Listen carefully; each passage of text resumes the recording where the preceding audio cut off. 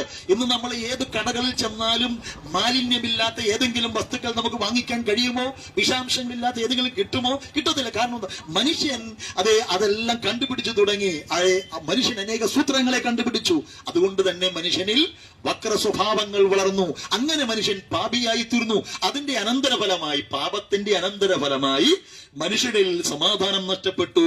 മനുഷ്യൻ ക്രൂര സ്വഭാവങ്ങൾക്ക് അടിമയായി തീരുന്നു, പാപിയായി തീരുന്നു. മനുഷ്യന്റെ ഉള്ളിൽ കിടക്കുന്ന പാപമാണ് ആ മനുഷ്യനെ കൊണ്ട് പാപം ചെയ്യിപ്പിക്കുന്നത്. അതുകൊണ്ട് ഞാൻ പറഞ്ഞത്, ഇന്ന് ലോകത്തിൽ മനുഷ്യൻ അനേക കണ്ടുപിടുത്തങ്ങൾ കണ്ടുപിടിച്ചു. പക്ഷേ അത് പാപത്തിന്റെ കറകഴുകിക്കളയുന്ന ഒരു മരുന്നും കണ്ടുപിടിക്കാൻ ഒരു മനുഷ്യനും ഇതുവരെയും കഴിഞ്ഞിട്ടില്ല. അതുകൊണ്ട് ആ പാപമാണ് മനുഷ്യന് സമാധാനം നഷ്ടപ്പെടുന്നത്. അപ്പൊ സമാധാനം വേണമോ? ഒരേ ഒരു വഴിയേ ഉള്ളൂ. മദ്യപിച്ചത് കൊണ്ടോ, അല്ലെ ബീഡി വലിച്ചത് കൊണ്ടോ, ഇനി കഞ്ചാവ് പിടിച്ചത് കൊണ്ടോ, ഇനി നമ്മൾ നാട് വിട്ടു പോയത് കൊണ്ടോ നമുക്ക് സമാധാനം ഉണ്ടാകുമോ? ഉണ്ടാകത്തില്ല.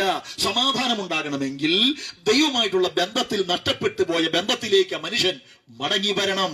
എവിടെയാണ് മനുഷ്യന് ദൈവമായിട്ടുള്ള ബന്ധം നഷ്ടപ്പെട്ടത്, അത് മനുഷ്യൻ തിരിച്ചറിഞ്ഞ് സൃഷ്ടിതാവായ ദൈവത്തിലേക്ക് മനുഷ്യൻ മടങ്ങി വന്നാൽ, മതം മാറിയത് കൊണ്ട് മനുഷ്യന് സമാധാനം കിട്ടുമോ? കിട്ടത്തില്ല. പേര് മാറിയത് കൊണ്ട് കിട്ടുമോ? കിട്ടത്തില്ല. നാട് മാറിയത് കൊണ്ട് കിട്ടുമോ?